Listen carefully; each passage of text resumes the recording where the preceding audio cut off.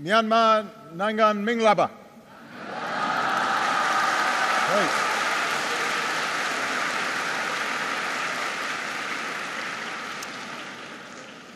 I am very honored to be here at this university and to be the first President of the United States of America to visit your country. I came here because of the importance of your country. You live at the crossroads of East and South Asia. You border the most populated nations on the planet. You have a history that reaches back thousands of years and the ability to help determine the destiny of the fastest growing region of the world. I came here because of the beauty and diversity of your country. I've seen just earlier today the golden stupa of Shwedagon and have been moved by the timeless idea of metta, the belief that our time on this earth can be defined by tolerance and by love. And I know this land reaches from the crowded neighborhoods of this old city to the homes of more than 60,000 villages, from the peaks of the Himalayas, the forests of Karen State, to the banks of the Irrawaddy River. I came here because of my respect for this university. It was here at this school where opposition to colonial rule first took hold. It was here that Aung San edited a magazine before leading an independence movement. It was here that U Thant learned the ways of the world before guiding it at the United Nations. Here, scholarship thrived during the last century, and students demanded their basic human rights. Now, your parliament has at last passed a resolution to revitalize this university, and it must reclaim its greatness because the future of this country will be determined by the education of its youth. I came here because of the history between our two countries. A century ago, American traders, merchants, and missionaries came here to build bonds of faith and commerce and friendship. And from within these borders, in World War II, our pilots flew into China, and many of our troops gave their lives. Both of our nations emerged from the British Empire, and the United States was among the first countries to recognize an independent Union of Burma. We were proud to found an American center in Rangoon and to build exchanges with schools like this one. And through decades of differences, Americans have been united in their affection for this country and its people. Above all, I came here because of America's belief in human dignity. Over the last several decades, our two countries became strangers. But today, I can tell you that we always remained hopeful about the people of this country, about you. You gave us hope, and we bore witness to your courage.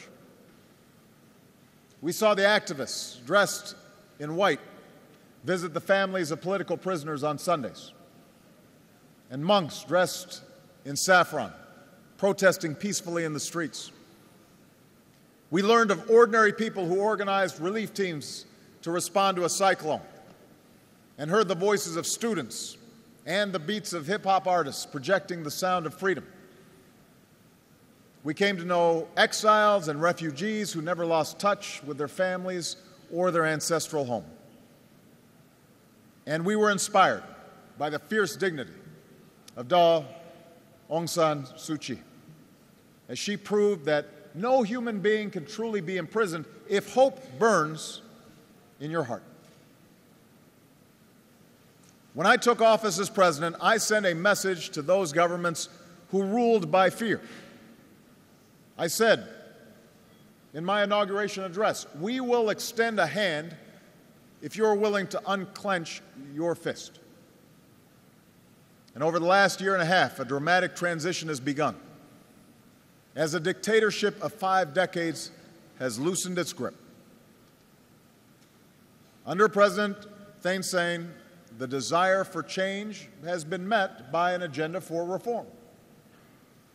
A civilian now leads the government, and a parliament is asserting itself. The once outlawed National League for Democracy stood in an election, and Aung San Suu Kyi is a member of parliament. Hundreds of prisoners of conscience have been released, and forced labor has been banned. Preliminary ceasefires have been reached with ethnic armies, and new laws allow for a more open economy. So today I've come to keep my promise and extend the hand of friendship. America now has an ambassador in Rangoon. Sanctions have been eased, and we will help rebuild an economy that can offer opportunity for its people and serve as an engine of growth for the world. But this remarkable journey has just begun and has much further to go.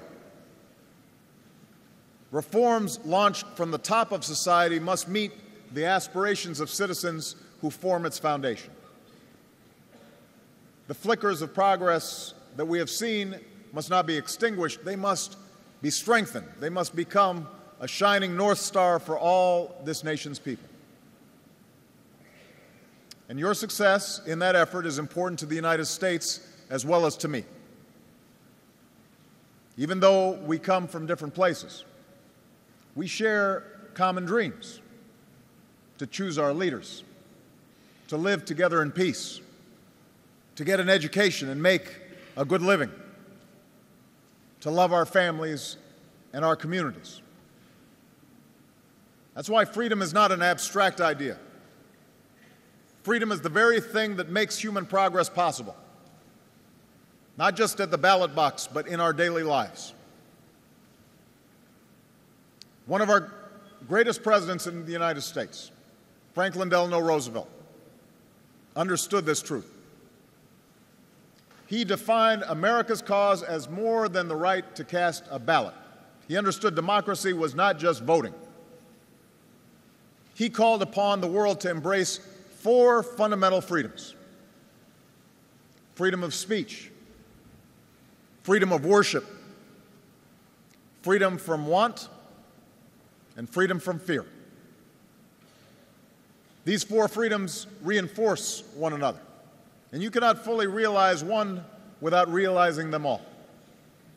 So that's the future that we seek for ourselves and for all people, and that's what I want to speak to you about today.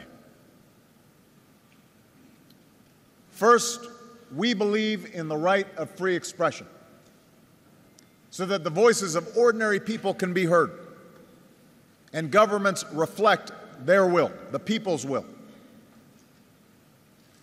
In the United States, for more than 2 centuries, we've worked to keep this promise for all of our citizens, to win freedom for those who were enslaved, to extend the right to vote for women and African Americans, to protect the rights of workers to organize. And we recognize no 2 nations achieve these rights in exactly the same way, but there is no question that your country will be stronger if it draws on the strength of all of its people. That's what allows nations to succeed. That's what reform has begun to do. Instead of being repressed, the right of people to assemble together must now be fully respected. Instead of being stifled, the veil of media censorship must continue to be lifted. And as you take these steps, you can draw on your progress. Instead of being ignored, citizens who protested the construction of the Midstone Dam were heard. Instead of being outlawed, political parties have been allowed to participate. You can see progress being made. As one voter said during the parliamentary elections here, our parents and grandparents waited for this but never saw it. And now you can see it. You can taste freedom. and to protect the freedom of all the voters, those in power must accept constraints. That's what our American system is designed to do. You know, America may have the strongest military in the world, but it must submit to civilian control. I, as the President of the United States, make determinations that the military then carries out, not the other way around. As President and Commander-in-Chief, I have that responsibility because I'm accountable to the people.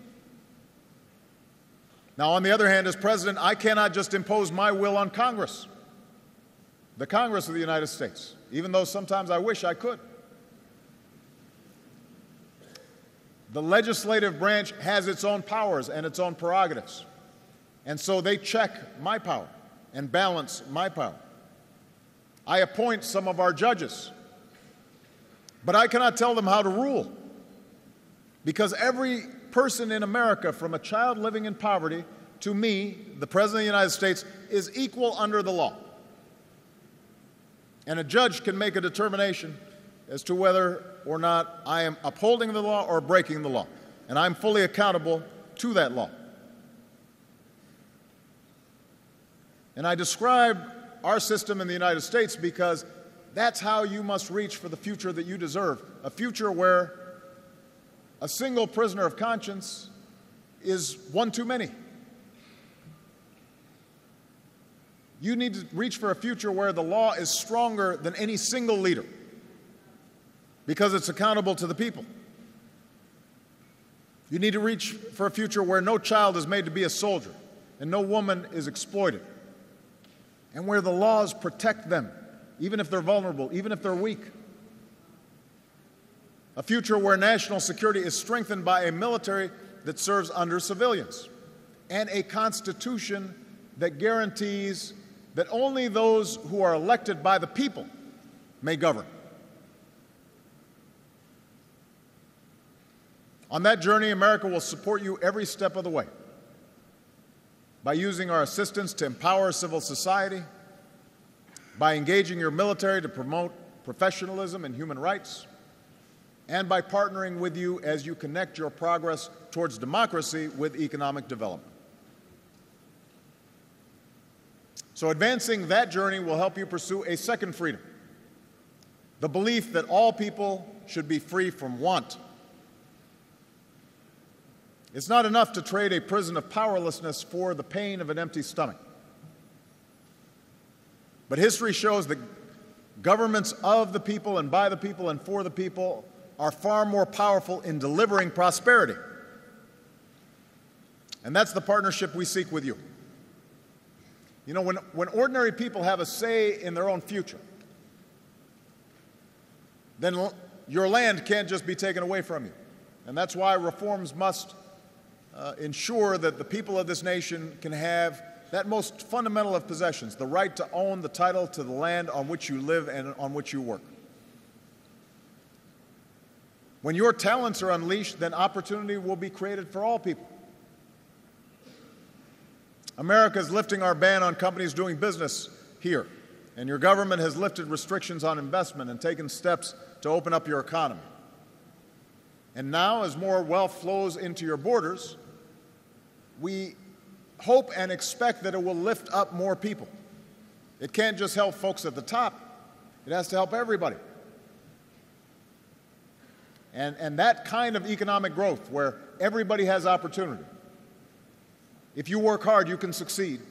That's what gets a nation moving rapidly when it comes to development. But that kind of growth can only be created if corruption is left behind.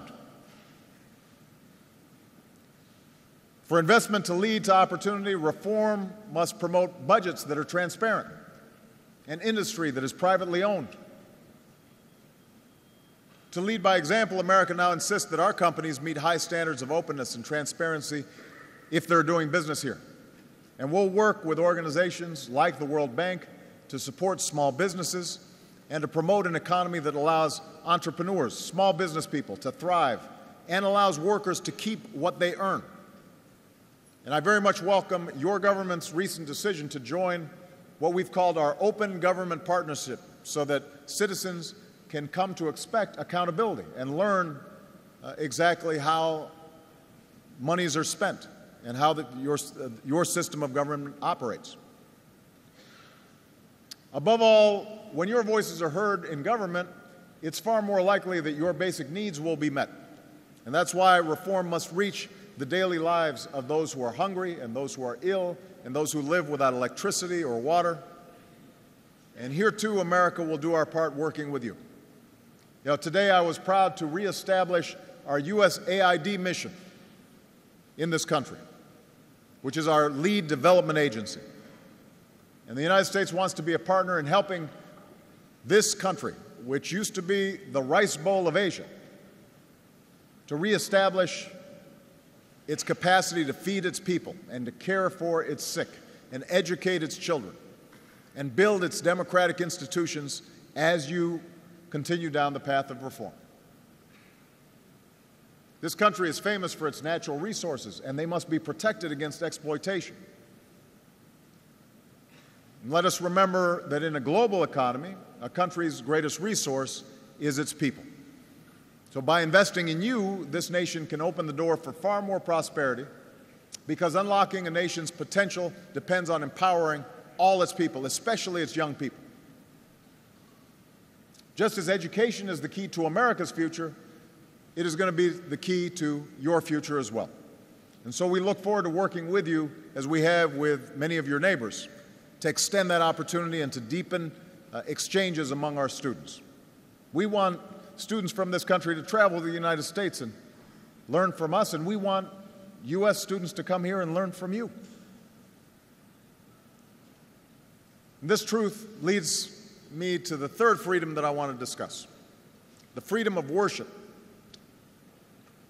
The freedom to worship as you please, and your right to basic human dignity. This country, like my own country, is blessed with diversity. Not everybody looks the same. Not everybody comes from the same region. Not everybody worships in the same way. In your cities and towns, there are pagodas and temples and mosques and churches standing side by side. Well over 100 ethnic groups have been a part of your story. Yet within these borders, we've seen some of the world's longest-running insurgencies, which have cost countless lives and torn families and communities apart and stood in the way of development. No process of reform will succeed without national reconciliation.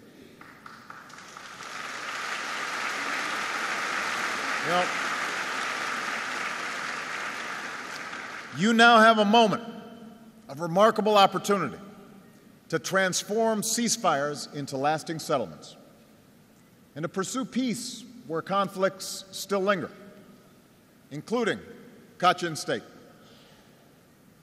Those efforts must lead to a more just and lasting peace, including humanitarian access to those in need and a chance for the displaced to return home. Today we look at the recent violence in Rakhine State that has caused so much suffering, and we see the danger of continued tensions there. For too long, the people of this state, including ethnic Rakhine, have faced crushing poverty and persecution. But there's no excuse for violence against innocent people. And the Rohingya hold within themselves the same dignity as you do and I do.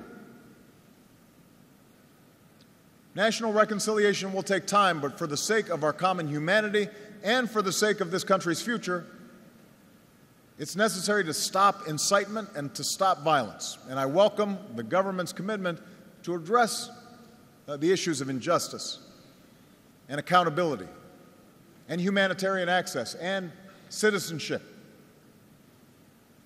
That's a vision that the world will support as you move forward.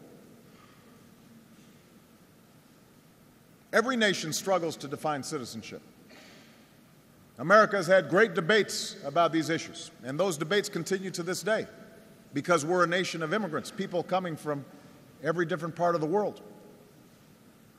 But what we've learned in the United States is that there are certain principles that are universal apply to everybody, no matter what you look like, no matter where you come from, no matter what religion you practice. The right of people to live without the threat that their families may be harmed or their homes may be burned simply because of who they are or where they come from. Only the people of this country ultimately can define your union, can define what it means to be a citizen of this country. But I have confidence that as you do that, you can draw on the diversity as a strength and not a weakness. Your country will be stronger because of many different cultures, but you have to seize that opportunity. You have to recognize that strength. I say this because my own country and my own life have taught me the power of diversity. You know, the United States of America is a nation of Christians and Jews and Muslims and Buddhists and Hindus and non-believers. Our story is shaped by every language. It's enriched by every culture. We have people from every corners of the world. We've tasted the bitterness of civil war and segregation.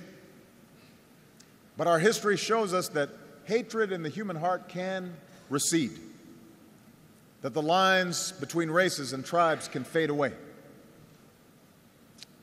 And what's left is a simple truth. E pluribus unum. That's what we say in America. Out of many, we are one nation, and we are one people. And that truth has time and again made our union stronger. It has made our country stronger. It's part of what has made America great. We amended our Constitution to extend the democratic principles that we hold dear. And I stand before you today as president of the most powerful nation on earth, but recognizing that once the color of my skin would have denied me the right to vote. And so that should give you some sense that if our country can transcend its differences, then yours can too. Every human being within these borders is a part of your nation's story, and you should embrace that. That's not a source of weakness, that's a source of strength if you recognize it. And that brings me to the final freedom that I'll discuss today, and that is the right of all people to live free from fear. In many ways, fear is the force that stands between human beings and their dreams. Fear of conflict and the weapons of war, fear of a future that's different from the past, fear of changes that are reordering our societies and our economy, fear of people who look different or come from a different place or worship in a different way. In some of her darkest moments, when Aung San Suu Kyi was imprisoned, she wrote an essay about freedom from fear. She said, "Fear of losing corrupts those who wield it. Fear of losing power corrupts those who wield it. And fear of the scourge of power corrupts those who are subject to it." That's the fear that you can leave behind. We see that chance in leaders who are beginning to understand that power comes from appealing to people's hopes, not people's fears. We see it in citizens who insist that this time must be different, that this time change will come and will continue. As Aung San Suu Kyi wrote, "Fear is not the natural state of civilized man." I believe that. And today, you are showing the world that fear does not have to be the natural state of life in this country. That's why I'm here. That's why I came to Rangoon. And that's why what happens here is so important, not only to this region, but to the world. Because you're taking a journey that has the potential to inspire so many people. This is a test of whether a country can transition to a better place. The United States of America is a Pacific nation, and we see our future as bound to those nations and peoples to our west. And as our economy recovers, this is where we believe we'll find enormous growth. As we've ended the wars that have dominated our foreign policy for a decade, this region will be a focus for our efforts to build a prosperous peace. Here in Southeast Asia, we see the potential for integration among nations and people. And as president, I've embraced ASEAN for reasons that go beyond the fact that I spent some of my childhood in this region, in Indonesia. Because with ASEAN, we see nations that are on the move, nations that are growing and democracies that are emerging, governments that are cooperating, progress that's building on the diversity that spans oceans and islands and jungles and cities, peoples of every race and every religion. This is what the 21st century should look like if we have the courage to put aside our differences and move forward with a sense of mutual interest and mutual respect. And here, in Rangoon, I want to send a message across Asia. We don't need to be defined by the prisons of the past. We need to look forward to the future. To the leadership of North Korea, I've offered a choice. Let go of your nuclear weapons and choose the path of peace and progress. If you do, you'll find an extended hand from the United States of America. In 2012, we don't need to cling to the divisions of East, West, and North and South. We welcome the peaceful rise of China, your neighbor to the north, and India, your neighbor to the west. The United States will work with any nation, large or small, that will contribute to a world that is more peaceful and more prosperous and more just and more free.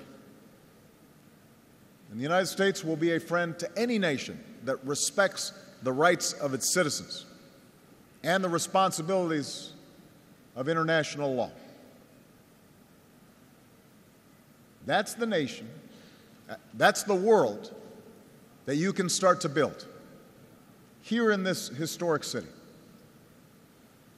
This nation that's been so isolated can show the world the power of a new beginning and demonstrate once again that the journey to democracy goes hand in hand with development. I say this knowing that there are still countless people in this country who do not enjoy the opportunities that many of you seated here do. There are tens of millions who have no electricity. There are prisoners of conscience who still await release. There are refugees and displaced peoples in camps where hope is still something that lies on the distant horizon. Today I say to you, and I say to everybody that can hear my voice, that the United States of America is with you, including those who've been forgotten, those who are dispossessed, those who are ostracized, those who are poor. We carry your story in our heads and your hopes in our hearts. Because in this 21st century, with the spread of technology and the breaking down of barriers, the front lines of freedom are within nations and individuals, not simply between them. As one former prisoner put it in speaking to his fellow citizens, politics is your job. It's not only for politicians. You know, we have an expression in the United States that the most important office in a democracy is the office of citizen. Not president, not speaker, but citizen.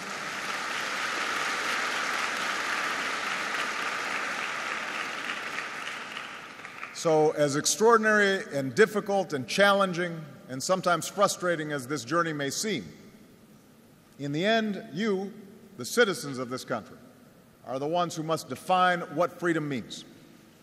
You're the ones who are going to have to seize freedom, because a true revolution of the spirit begins in each of our hearts. It requires the kind of courage that so many of your leaders have already displayed. The road ahead will be marked by huge challenges, and there will be those who resist the forces of change. But I stand here with confidence that something is happening in this country that cannot be reversed. And the will of the people can lift up this nation and set a great example for the world. And you will have in the United States of America a partner on that long journey. So, Jesutin Bade. Thank you. Thank you.